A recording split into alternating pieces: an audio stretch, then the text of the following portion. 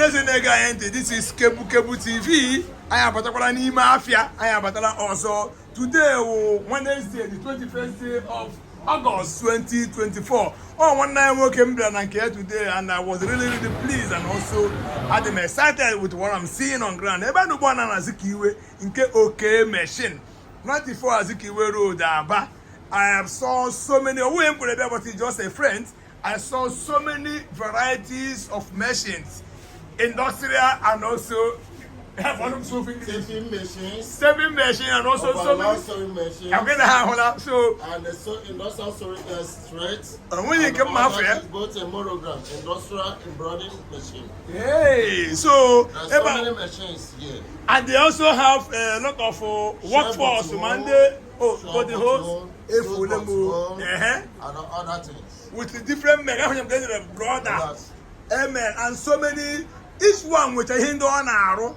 And one good thing, they also do a dealing of sales and maintenance and how more assorted. So when they say that Aba, Enyimba City, is the economic hub of the Southeast, this is the only thing I feel is hotness in Abado. I don't mean your neighbor. So this is because I the self-reliance. Yes, I want the capacity. I want all it takes to survive for ourselves. Machines. These are different types of equipment. These are different types of SIM cards. So this is what is happening here in Aba University, and my new one. So my friendly use, my UK use, so many equipment. They are all here, live and direct, and how they deal on sales and repairs. And one good thing about this place is that there are so many models, so many fine, beautiful ladies, eloquent and also pragmatic, beautiful ladies, very smart and industrious. You want to be industrious, you want to be self-reliant, you want to be, urgent 2K.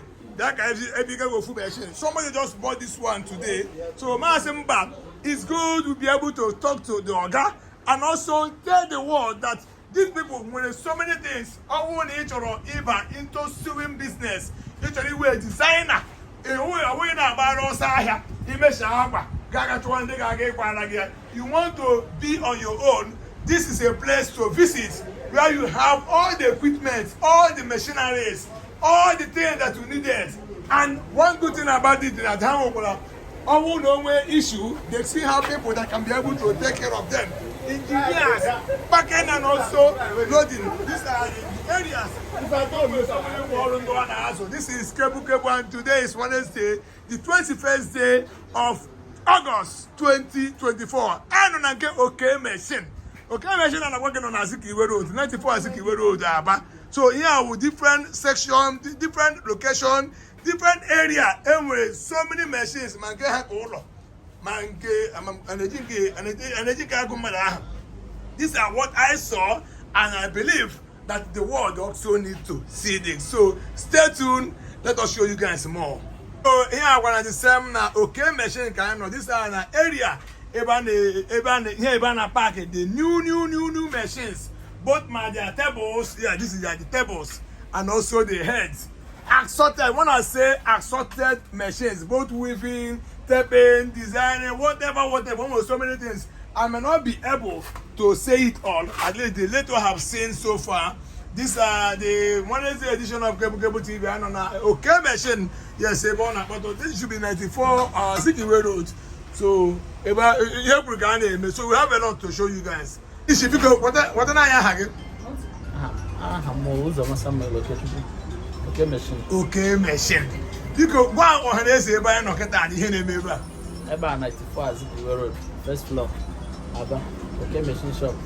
Yeah, Eba so in machine, you have a basara weaving, sewing, industrial sewing, industrial weaving, industrial taping, shed buttonhole. Maintenance or only for selling? We do sales and service, we maintain. Yeah, I don't know if somebody told me now, you will go more than the Nazo Tagasi, in the only day I say, I more. So when you're asking them, I call you. Yes, or another woman again, I remember. I would not know my whole family business. I also train people. You know, man, they train maintenance. if you want to learn how to maintain, I also train people on that. We have series of engineers, series of departments, man, then electric, then I recoil, man, then I do I have many. I don't hear them say, Mama, some of these small scale industries, when the government and the man of the run a program, he may empower Abia youth. I mean, we will supply equipment or yes, machines. We do supply, like we work with in the Bank of Industry, not patronize the boy. You know, Mandenizer Bank, they do patronize us. Okay, distributing machines to new intakes in the nature. Yeah, when they want to give a kind of industrial loan and the beginners, they do patronize us. Bank of Industry, Nizer Bank, most times they do patronize so us. in few minutes now, can he will keep on in terms of people that needed maybe one day now to buy genuine and original machines, and they don't even know where to get all these machines. When they was I wrote just to give you the best. Normally I advert our thing. Our advert is me to if we give you the best, you bring other people to us. That's how we do our thing. Yeah. That's We're buying address. I'm happy. 94 Azikiwe Road, first floor. Bagotene. Yes, I know. So everything natural in terms of industrial whatever. You know, they are all here. Yeah, they're all here. Yeah. Customer, Okay, yeah. Good evening. Uzakole, yeah. Good evening. Yeah, good evening, sir. Yes, my name is Chuku Keradofos. I work with Caritas Nigeria implementing OVC program. So we are into vocational skills training. I am the household HS officer. I take care of vocational training. Yeah. Our youth that are out of school, adolescents that are out of school, they don't go to school again. We will have a program we run. That is to empower them, train them in vocational skills, either tailoring, either hairdressing and others. We have been in partnership with Okey, Okey machine. We have been buying a lot of machines, sewing machines from him to empower our youth down there in Uzakole. We have been in serious business. It has been a very nice person working with. In fact, sometimes we pay without even coming to collect it. We do web bill. I am encouraging all the masses, whoever that want to do business with Okey machine, should please do without any fear. This man is genuine. The machines are genuine. When you buy something that is genuine.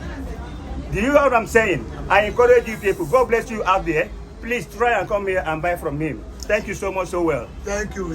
So, honestly, but I can Okey machine number 94, Azikiwe Road. We are in with the assorted scale of preference. That's English. We are in the school where they have assorted machines, industrial, minimal. You should have one in there from my home. Even my oil, my get button hole, weaving, you should walk in there. Weaving, sewing machine, taping machine, other things. But email weaving, email threads, email taping.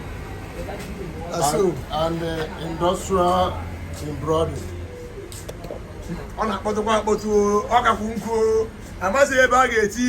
So, and when so many people that have products, even customers are giving their own testament that Okey machine number 94, Azikiwe Road, it's confirmed and also all the trustworthy and all the easy to do business with. So, Nadia Mama, or one day you will tell or should even into tailoring business or governments want to empower the youth, you are always welcome to Okey machine number 94, Azikiwe Road, here in the city center of Aba. You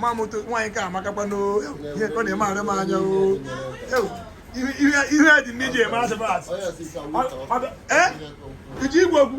of course, Auntie, good evening. Yeah. Good evening, sir. Yeah. I'm Ame Flemadona from Rooted Organization, Abia State. So, can you remember? Yeah, I go machines, not even machines for our adolescents out of school in their leagues. So those families that doesn't have any help, something like that, we do provide for them. Buy sewing machines. So that many of them they want to. If some of them are in sewing machines, in learning sewing machines. Some of them are laying saloon. But we are here to buy sewing machines for those of them that want to learn sewing machines. So how long have you been in this business? Maybe patronizing our brother Okey Machine. It's almost 3 years now. For the past 3 years now, we've been buying from him, and what has been giving to us is just original things. So he doesn't give anything fake. He gives us original. So he stands on his words. Yes. Okey Machine. Yes, and he stands on his words. In a good buy, so people can be able to patronize him. Sure. If you come here, You can also do wavy to people. That's the final place. Only a real The matter. fact you have come here, you have gone in a real place. Yeah. A comfortable Wow. place where you can get whatever you want as long as Showroom machine is concerned. Wow, thank you so much, Auntie. Thank you. Ha, now the jail, it average it. Eba ola agana, ogo Okey Machine was only a no. Manda Zikiwe, Eba Zikiwe, Patanima, that you are looking for a place to get a machine, a reliable place to get a machine. What I mean, around money, around, they are always willing to weigh bill and also deliver to your doorstep. But to ask Barando, oh, and can them even can't be about that one of Fumes or whatever that's wine. There, so my little fees my little fees Monday fixing then I am calling. Oh, when the big man are people in the chicken. So the notion I know video. You make about the accidents. So this is what is happening today is Wednesday, the Amazon date. The 21st day of August 2024. So I know Okey Machine number 94. I think you were road. So you are watching Kapu TV. I love you all.